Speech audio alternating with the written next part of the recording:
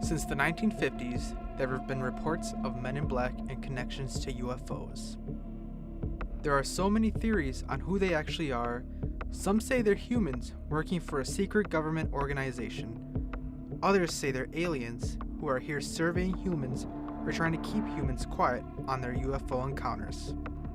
Another theory is that they could be aliens and humans working side by side to try to keep these secrets, well, secret. My name is Emmanuel Espino, and you're listening to Theory Time.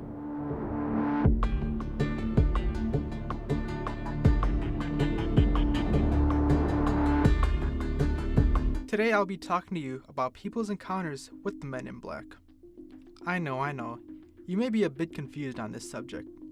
Most people I have told about this are like, oh, there's a new movie coming out? And my response is no, the real men in black, not the buddy cop films that star Will Smith and Tommy Lee Jones. The men in black are usually overshadowed by other UFO theories such as Roswell and Area 51.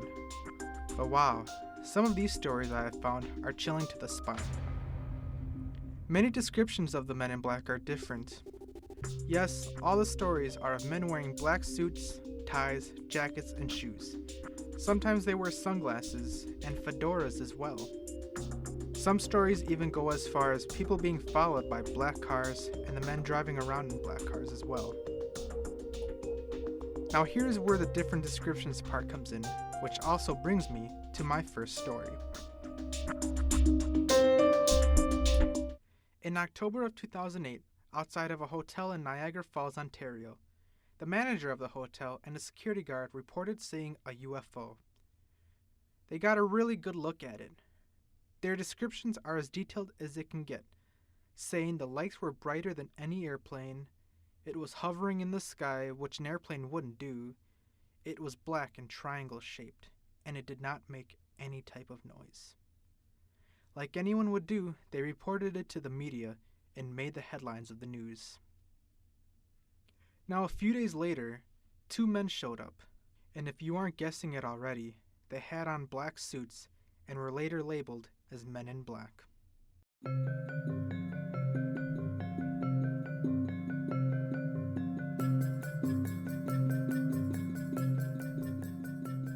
That day this incident happened, there were two witnesses that talked to them. One was the bellman of the hotel. He described the men as very tall. They had the exact same face as if they were twins, with very pale skin.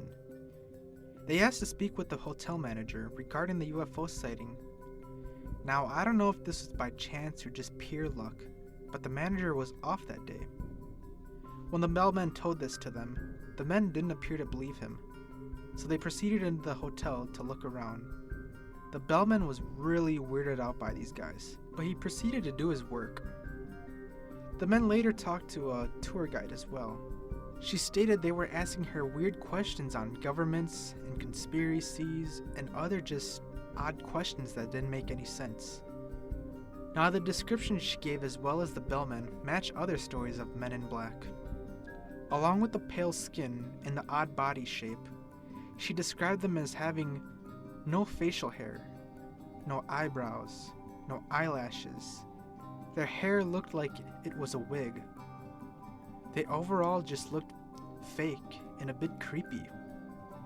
The one feature that stuck out to her was their eyes. The tour guide said they both had huge blue eyes, and she felt a bit hypnotized by them. She states while she was talking to them, not once did either of them blink. She also got this funny feeling that they knew what she was thinking. Now she doesn't know why she thought this, but she could just feel like these guys knew what she was thinking. Overall, the men just gave everyone an odd and weird vibe that day, even the people that didn't talk to them. The next day, the manager is notified of what happened.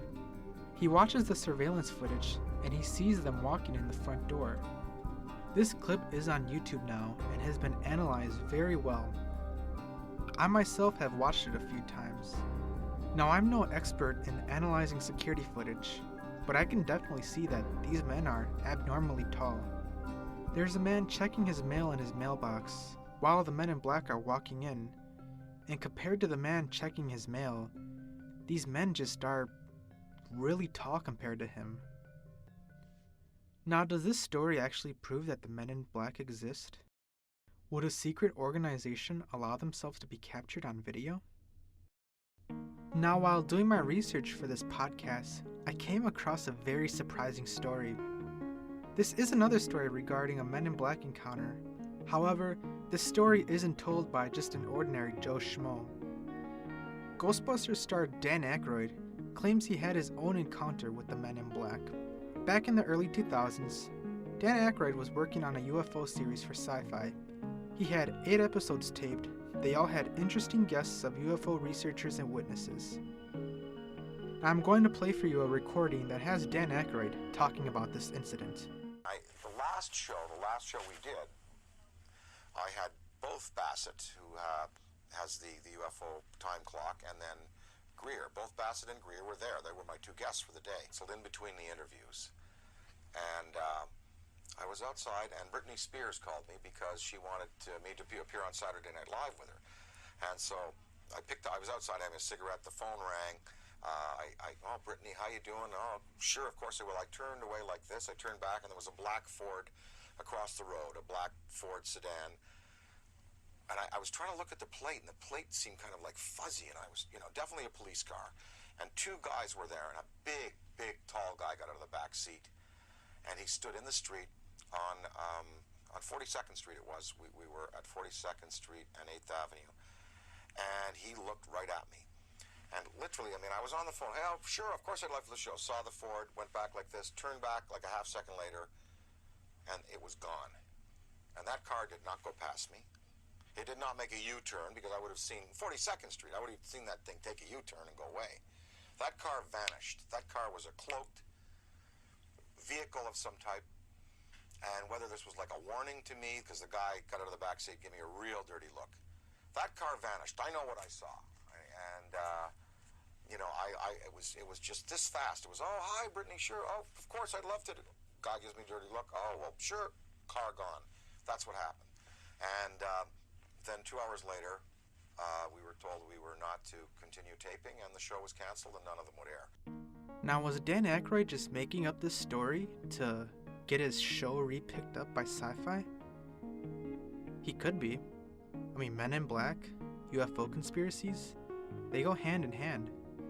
Or was Dan Aykroyd actually visited by the Men in Black and warned to stay away? Were the producers of the show threatened? We may never know. Now, other than surveillance footage and one photograph, there is no definitive physical proof that the Men in Black exist. Yes, people can report seeing them everywhere, but without physical proof, they're just another conspiracy theory along with the others. Hopefully, with all my Google searches and YouTube searches of Men in Black, I really hope they don't end up at my doorstep tonight. Thank you for tuning into Theory Time. I'm your host, Emmanuel Espino, and you all have yourselves a good night.